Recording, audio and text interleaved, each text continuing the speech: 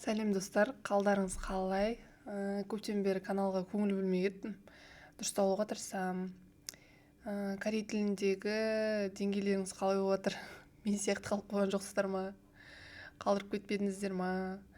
Әлде үйреніп жүрсіздер ме екен? Бұл видеода корей тілінде меңгерудегі 3 лайфхакпен бөлісемін. Пока 3 енді. Келесі видеоларда тағы да бөлісе беремін ғой. Неше түрлі идеяларыңыз болса, комментарийге жазып кете беріңіз. 3 лайфхак тілді қорықпай, уверенно үйрену үшін. Әрине, бірінші алфавиттен бастау керек. Біздің вариантта ол корей тілінде хангыль болып табылады. Алфавиттен әр әріпті бөлек-бөлек үйрену керек. Менің каналымда да видеолар бар, немесе ютубта.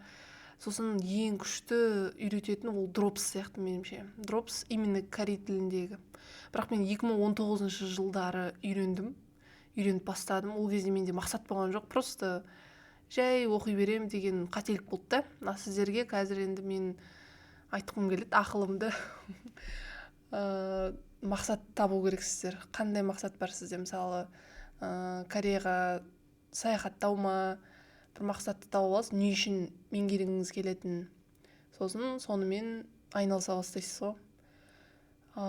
Так, мысалы, әр әріпке көңіл бөлу керек, қалай жазылады, қалай айтылады. Корей тілінде негізі бізге повезло, айтып тұрғаным деген әріп, мысалы, көбісіне қиындық әкеледі да. Мысалы, орыс тілінде деген әріпке вообще ешқандай ұқсас әріп жоқ. Бізге бұл жағынан повезло деп айта аламын енді. Әріпін қалғандары бізде бар әріптер ж деген жоқ енді. Ж. Өзім де ұмыта бастадым уже. Вот әртүрлі программаларды қарауға болады. App Store'дан, Play Market'тен қандай программалар бар. Қосымшалар үйренуге. Әлі де менде негізі 2-3 қосымша болған. Ол бірақ енді айтып тұрмын ғой, 2019 болғасын, қазір уже көбісін одан таппайды екенсің.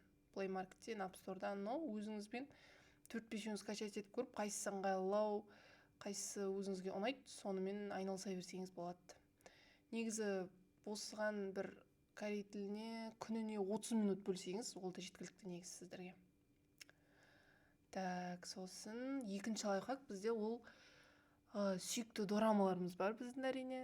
Мен де өзім жақсы көрем қарауды. Бірақ кейде еріншектіктен озвучкамен қараймын. Озвучка біздің любимый, софтбокс болсын, бұлай озвучкалермен қарай бересің. Бұлай негізі өзің құлақпен естігенге ешқашан жетпейді ғой. Өзің кәдімгідей носителей деп айтады. Кәріс тілінің өздері. Кәрістердің өздері айтатын сөздерді ладно. Басында қиын болады оны озвучкасыз қарау негізі. Оны мен өзіммен де білем. Өйткені кейде ерінген кезде озвучкамен қарай саласың. Басында қиын болады, бірақ кәрістердің өзінен, яғни носительдерден естіген сөздерді, кәріс тіліндегі сөздерді ешқай программаға жетпейді негізінде. Тек қана дорамаларға қатысты емес, ол шоулар бар, жаңалықтар бар. Ютубта, Инстаграмда көп контент негізі кәріс тілінде. Анимациялық мультфильмдер бар, содан да қарауға болады. Сосын бізде үшінші лайфхак, ол көп сөз білмесеңіз де, өз өміріңізде кәріс сөздерін қолдану.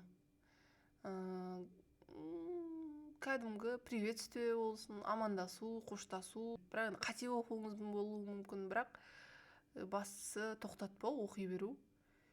Жаймендеп үйрене бересіз. Сонымен бірге правила. Мен мысалы негізі түсіріп бастадым ережелерді, бірақ өзіме қызық болмағандықтан уже аудиторияға да қызық еместігін түсіндім да, сосын пока тоқтата тұрдым. Сосын бір ай кәдімгідей ютубқа дым салмаппын.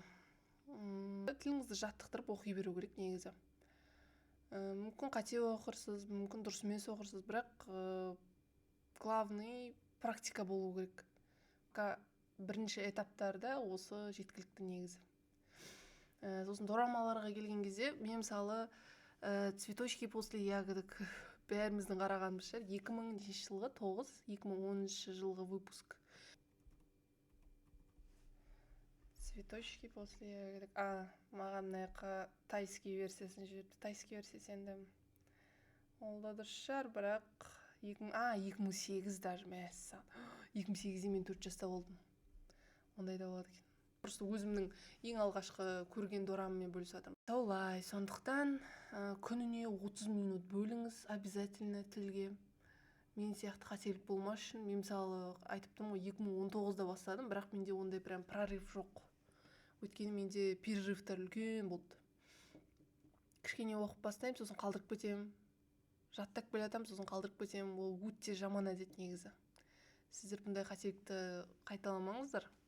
Мен де өзім қолға алуға тырысамын. Все, жақсы. Осы видеода пока айтарым осы. Бұяқта қалай айтсам екен, монтаж вообще болмайтын сияқты. Мен монтаж істегім келіп тұрған жоқ. Просто сала қоямын. Жақсы, сәттілік, аньон.